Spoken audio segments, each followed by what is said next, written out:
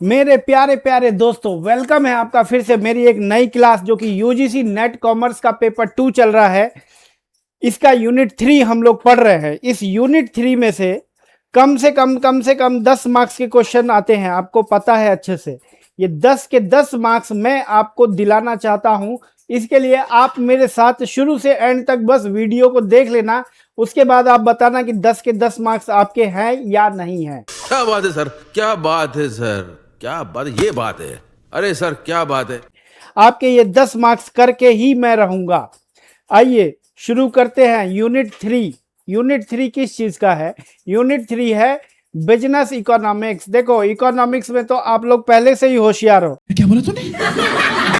मुझे कुछ भी बताने की जरूरत नहीं है, लेकिन मैं यहाँ पे आपको जो पढ़ाने आया हूँ वो है बिजनेस इकोनॉमिक्स। ये क्या बात करता है यार? इकोनॉमिक्स। आइए सबसे पहला कॉन्सेप्ट समझते हैं कि बिजनेस इकोनॉमिक्स होता क्या है। देखिए, बिजनेस इकोनॉमिक्स से पहले इकोनॉमिक्स की बात कर लेते हैं, जो कि आप लोग अच्छे से पढ़ के आए हैं और सबको बहुत अच्छे से आता है इकोनॉमिक्स। तो जो भी आपने पढ़ा है मैं आपको बता दूं कि वो क्या है, वो थ्योरी है, थ्योरी। तो जब भी आप थ्योरी सीखते हो तो थ्योरी सीखने के बाद उसका प्रैक्टिकल करना जरूरी है। अगर आप प्रैक्टिकल नहीं करते हो तो बहुत बड़ा नुकसान हो जाएगा। जैसे कि मान लो कि मैं आपको कार चलाना सिखाता हूं।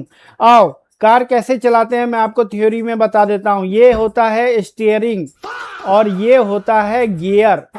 ठीक है, आपको स्टीयरिंग, अगर गाड़ी इधर मूव करनी है तो स्टीयरिंग भी इधर मूव करना पड़ेगा। गाड़ी इधर चलानी मोड़नी है तो स्टीयरिंग भी इधर मोड़नी पड़ेगी। क्या बात है सर, क्या बात है सर, क्या बात। आगे आपको इसी तरह से गियर है। ये इसमें 5 गियर होते हैं। पहला गियर लगाते हैं जब आप गाड़ी स्टार्ट करते हो। गाड़ी थोड़ी तेज होती है, दूसरा गियर, और तेज होती है तीसरा गियर, बहुत तेज हो जाती है चौथा गियर, सबसे तेज मतलब 40 से ऊपर की स्पीड पहुंचाते हैं तो आप 5वां गियर। इसी तरह से एक और गियर होता है, रिवर्स गियर। ये है गाड़ी चलाने की थ्योरी। ये थ्योरी पढ़ने के बाद आप मुझे बताओ, क्या आप गाड़ी चलाना सीख चुके हो? अब मैं आपको गाड़ी दे देता हूं अपनी, तो अब आप उस गाड़ी का क्या करोगे, उस गाड़ी की कैसी हालत करके लाओगे वो मुझे पता है।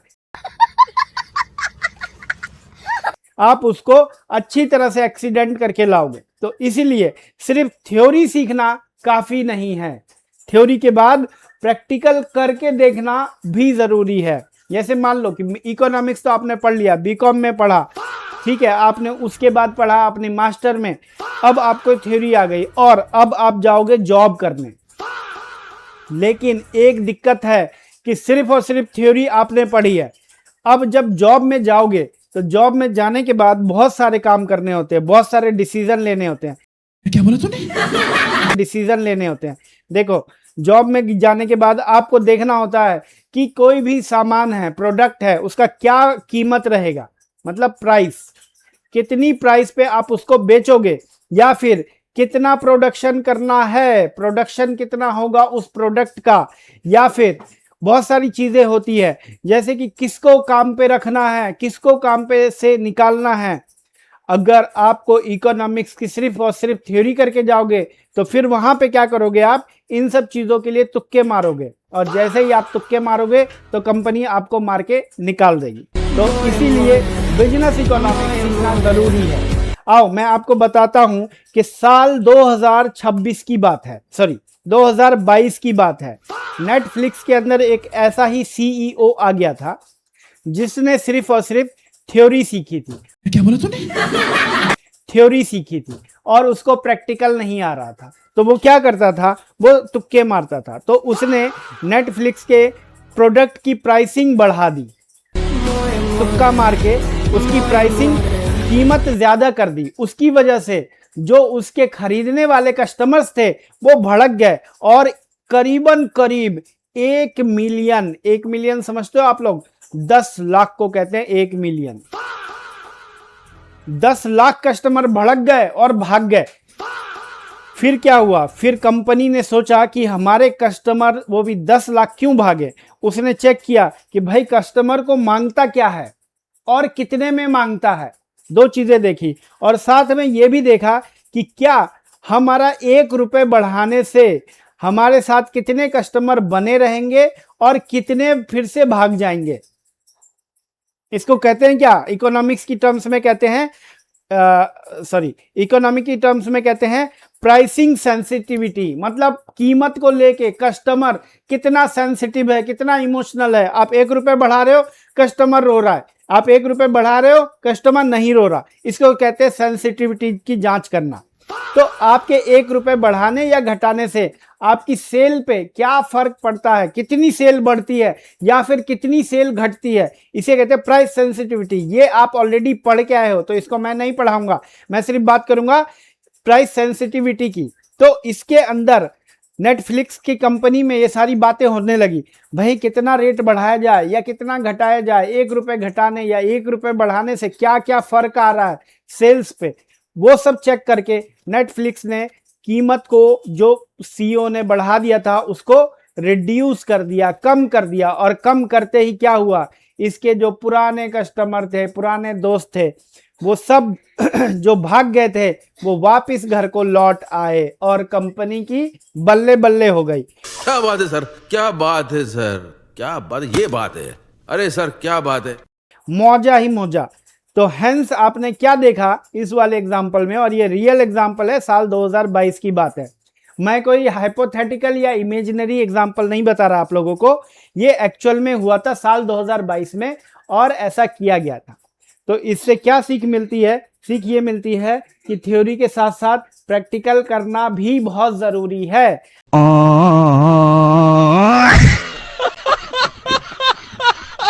अगर प्रैक्टिकल नहीं किया तो बिन फेरे हम तेरे वाली बात हो जाएगी। तो प्रैक्टिकल जरूरी है। देखो इसमें using business economics Netflix later introduce a lower priced ad supported plan in many market. Price को कम कर दिया। कैसे कम किया, बिजनेस इकोनॉमिक्स का यूज किया ना, ये सारी चीजें रिसर्च करी, ये सारी चीज़ों की जानकारी ली। कस्टमर क्या मांगता है, कितने पे मांगता है, कस्टमर कितना इमोशनल है हमारे प्रोडक्ट को लेके, कस्टमर कितना हमसे भाग जाएगा अगर 1 भी रुपए प्राइस। ये सब क्या है, ये सब इकोनॉमिक्स ही तो है जो आप पढ़ के आए हो। 12th में पढ़ा, 11th में पढ़ा, बीकॉम में पढ़ा, मास्टर में पढ़ा, लेकिन उसके पढ़ने के बाद आपने क्या किया, प्रैक्टिकल करके नहीं देखा और सिर्फ थ्योरी पे भरोसा करके चले गए नौकरी करने। और नौकरी करने अगर ऐसे जाओगे तो बहुत ही ज़्यादा गड़बड़ हो सकती है। आइए आपको मैं और एग्जाम्पल से समझाता हूं ताकि आपको समझ में आ जाए कि खाली थ्योरी करने से काम नहीं चलेगा, प्रैक्टिकल करना जरूरी है। That is called business economics. मतलब बिजनेस इकोनॉमिक्स का मतलब ही क्या है, थ्योरी का इस्तेमाल करके प्रैक्टिकल करना, यही मीनिंग है। अभी डेफिनेशन भी पढ़ा दूंगा, आपको दिमाग में सेट हो जाएगा बिल्कुल। जियो जब आया था, साल 2016 की बात है, जियो आया था, आपको याद होगा अच्छे से। यहां पर 2 घटनाएं हुई थी। एक तरफ हुआ था क्या, मोदी जी ने नोटबंदी कर दी थी, नोटबंदी कर दी थी। और दूसरी तरफ क्या हुआ था, जियो आ गया था। तो एक तरफ नोटबंदी की लाइन में लोग लगे पड़े थे और दूसरी तरफ जियो की लाइन में भी लोग लगे पड़े थे।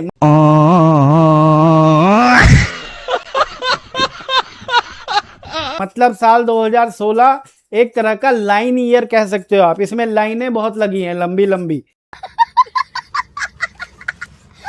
तो 2016 में क्या होता था, जब बच्चों के माँ बाप स्कूल जाते थे बच्चों को ढूंढने, तो पता चलता था उनका बाबू तो जियो की सिम लेने की लाइन में लगा हुआ है अपनी सोना के लिए। क्योंकि साल 2016 से पहले जब जियो नहीं आया था, उस टाइम होता ये था कि आपको जो रिचार्ज कराना पड़ेगा वो 250 का कराना पड़ेगा कम से कम, और उसमें आपको 2 GB डेटा मिलेगा पूरे 1 महीने के लिए। मतलब पूरे 1 महीने में 2 GB डेटा का इस्तेमाल करना है आपको। तो करते क्या थे उस टाइम हम लोग, उस टाइम ये करते थे कि 2 GB को बड़ा बचा बचा के देखते थे, अब कितना बचा, अब कितना बचा, अब कितना बचा, हर दिन का ट्रैकिंग होता था।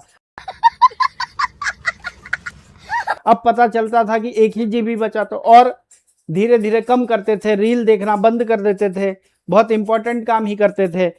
ठीक है। और साथ में आपको पता है इसके अलावा, ये तो हो गया इंटरनेट के लिए रिचार्ज, इसके अलावा एक और रिचार्ज लेना पड़ता था। वो क्या था? कॉलिंग के लिए। भाई कॉलिंग के लिए रिचार्ज कूपन्स आते थे, आपको पता है 10-10 रुपए के कूपन्स मिलते थे, 20 रुपए के कूपन्स आया करते थे उस टाइम पे। और उस टाइम पे वो ऐसा टाइम था जब लड़के लड़कियों का मतलब अपनी सोना का रिचार्ज करवाते थे। क्या बोला तूने? तो वो एक ऐसा टाइम था जब सभी लोग 10-10 रुपए का कूपन खरीदते थे अपनी बाबू सोना के लिए, और बाबू सोना का रिचार्ज कराया करते थे और अपने लिए 10-10 20-20 रुपए का कूपन लिया करते थे। और उस टाइम ऐसा होता था जब घरों के अंदर झाड़ू लगाया जाता था तो उसमें से कूड़े का ढेर नहीं निकलता था, उसमें से निकलता क्या था? यही 10-20 रुपए वाले कूपन के ढेर के ढेर घरों में से निकला करता था। और ये हकीकत है। तो उस टाइम पे जियो आया, और जियो क्या लाया? जियो लाया डेटा फ्री, कॉलिंग फ्री, बाबू सोना फ्री हो गए कॉलिंग रिचार्ज कराने से। और रात दिन बातें कर रहे हैं, एक दूसरे से पूछ रहे हैं खाना खाया कि नहीं खाया, खाना खाया कि नहीं खाया। दोनों ने खा लिया है मगर सवाल जवाब चालू है। खाना खाया? मेरे बाबू ने खाना खाया। नहीं, पहले आप खाओ तब मैं खाऊंगी। वो बोलता था नहीं, पहले आप खाओगी तब मैं खाऊंगा, वरना मैं पूरे दिन भूखा रह जाऊंगा।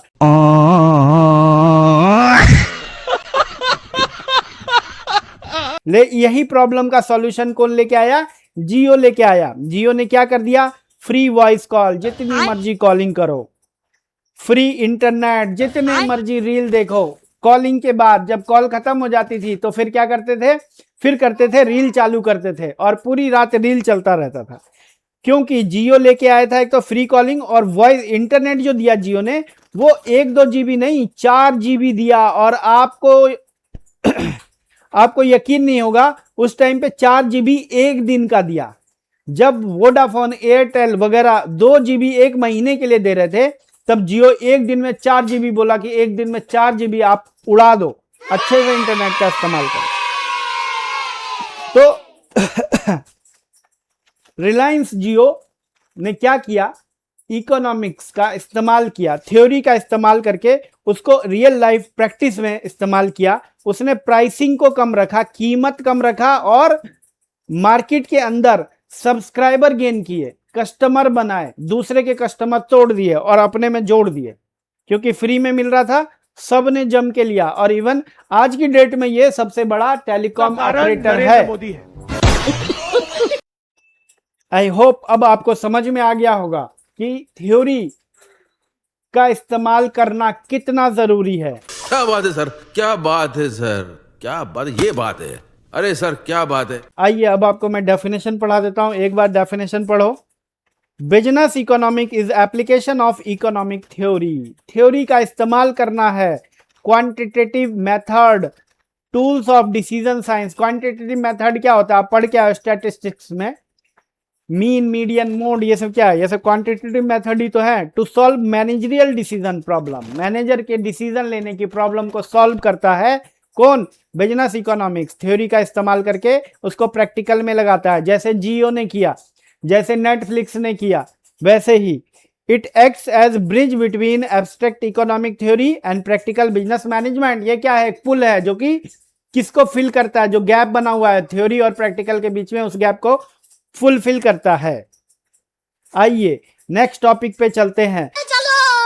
की डेफिनेशन, बड़े बड़े इकोनॉमिस्ट आए, बड़े बड़े लोग आए और उन्होंने कुछ डेफिनेशन दी जो कि ये एग्जाम में हमसे पूछ लेते हैं, तो आपको याद करना है इसको। According to Joel Dean, Joel Dean एक बहुत बड़े इकोनॉमिस्ट हुए। उन्होंने क्या बताया? उन्होंने बताया था the purpose of managerial economics to show how economic analysis can be used in formulating business policies. क्या बोला तूने? उन्होंने बताया कि मैनेजरियल इकोनॉमिक, बिजनेस इकोनॉमिक्स का ही दूसरा नाम मैनेजरियल इकोनॉमिक रख दिया क्योंकि इसको मैनेजर इस्तेमाल करते हैं। तो आप ध्यान रखना, चाहे बिजनेस इकोनॉमिक्स मैं बोलूं चाहे मैनेजरियल इकोनॉमिक बोलूं, जैसे कि हर किसी का घर में 2 नाम होता है, सोनू का नाम बाहर में सोना हो जाता है, तो इसी तरह से बिजनेस इकोनॉमिक्स का नाम बाहर में मैनेजरियल इकोनॉमिक भी हो सकता है। तो मैनेजरियल इकोनॉमी का इस्तेमाल करके बिजनेस की पॉलिसी को बनाया जाता है। ये किसने कहा? जोएल डीन ने। याद रखना इसको अच्छे से।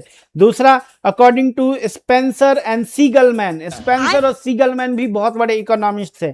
इन्होंने क्या कहा? इन्होंने अपना ज्ञान दिया, the integration of economic theory with business practice for purpose of facilitating decision making। Economic theory का इस्तेमाल करना है किस काम के लिए? डिसीजन मेकिंग के लिए। एंड फॉरवर्ड प्लानिंग मतलब फ्यूचर की प्लानिंग के लिए बाय मैनेजमेंट। तीसरा, इन सिंपल टर्म मैंने इन तीनों को सारी को समराइज कर दिया, जितनी भी बातें बताई वो इस डेफिनेशन में आ गई। It is economic applied in business decision making. ये कैसे इकोनॉमिक है? जो कि बिजनेस की डिसीजन मेकिंग में हेल्प करता है। It helps manager allocate scarce resources efficiently. भाई जो भी बचे खुचे रिसोर्स हैं उसको एफिशिएंटली कैसे इस्तेमाल करना है उसके बारे में मदद करता है, बताता है। टू अचीव ऑर्गेनाइजेशन गोल को पाने में।